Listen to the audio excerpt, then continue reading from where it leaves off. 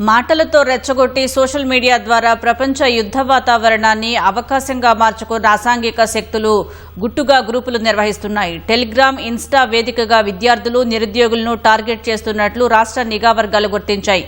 హైదరాబాద్లో కొందరిని అదుపులోకి తీసుకుని పోలీసులు కౌన్సిలింగ్ ఇచ్చారు. ఇటీవల విజయవాడలో ఉగ్ర లింకుల వ్యవహారం బయటపడటం, హైదరాబాద్లో మహిళ అరెస్ట్ అవడంతో ఇక్కడి పోలీసులు సైతం ప్రత్యేక నిఘా పెట్టారు.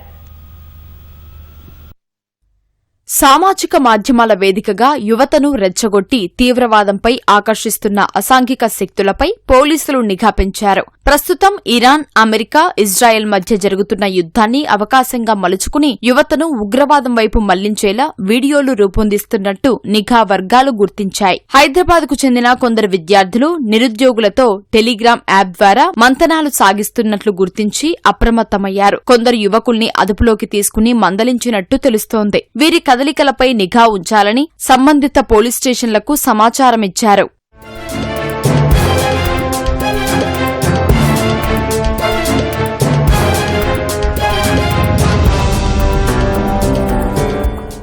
ఇటీవల చంచల్గూడకు చెందిన మహిళకు ఉగ్రలింకులతో సంబంధాలున్నట్టు విజయవాడ పోలీసులు గుర్తించారు. ఆమె నివాసంలో సోదాలు నిర్వహించి అరెస్టు చేయడం సంచలనంగా మారింది. గతేడాది లాలాగూడలోని యువకుడు దేశవ్యాప్తంగా పేలుళ్లకు కుట్ర పన్నిన కేసులో విజయనగరం పోలీసులు అరెస్టు చేశారు. సాధారణ జీవితం గడిపే వీరిద్దరూ సామాజిక మాధ్యమాల్లో ఏర్పడిన పరిచయాలతో ఉగ్రవాదం వైపు ఆకర్షితులైనట్టు దర్యాప్తులో గుర్తించారు. తాజాగా హైదరాబాద్కు చెందిన కొంతమంది యువకులు విదేశీ శక్తుల మాటల వలలో చిక్కినట్టు నిఘా వర్గాలు గుర్తించాయి. విదేశాలకు వెళ్లేందుకు సిద్ధమవుతున్నారనే అనుమానంతో వారిని అదుపులోకి తీసుకుని ప్రశ్నించినట్టు విశ్వసనీయ సమాచారం. టెలిగ్రామ్ యాప్లోని గ్రూపులో జతకట్టిన అపరిచితుల మాటల ప్రభావంతో తప్పటడుగులు వేశామని, మరోసారి తప్పు చెయ్యమంటూ కాళ్లా వేళ్లా పడినట్టు తెలిసింది. వారికి తల్లిదండ్రుల సమక్షంలో కౌన్సిలింగ్ ఇచ్చినట్టు సమాచారం.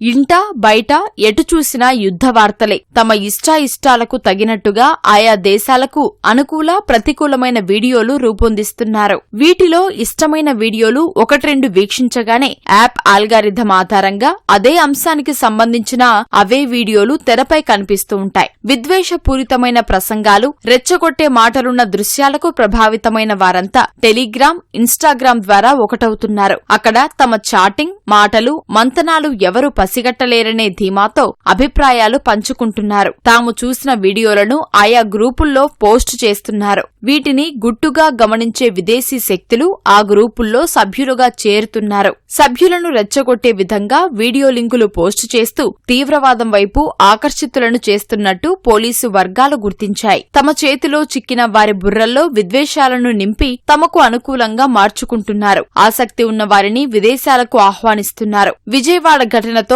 అప్రమత్తమైన పోలీసులు సామాజిక మాధ్యమాలపై నిఘా ఉంచడంతో ఈ విషయాలు వెలుగులోకి వచ్చాయి. సామాజిక మాధ్యమాలు, యాపుల్లో తాము సాగించే చీకటి కార్యకలాపాలు ఎవరూ పసిగట్టలేరనే భ్రమలో ఉండొద్దని పోలీసు అధికారులు హెచ్చరిస్తున్నారు. సాంకేతిక పరిజ్ఞానం సాయంతో అసాంఘిక శక్తులతో స్నేహం మెలిగే వారి గుట్టు కనిపెడతామని స్పష్టం చేశారు. ఇటువంటి వాటికి ఆకర్షితులై కెరీర్, జీవితాన్ని నాశనం చేసుకోవద్దని సూచించారు.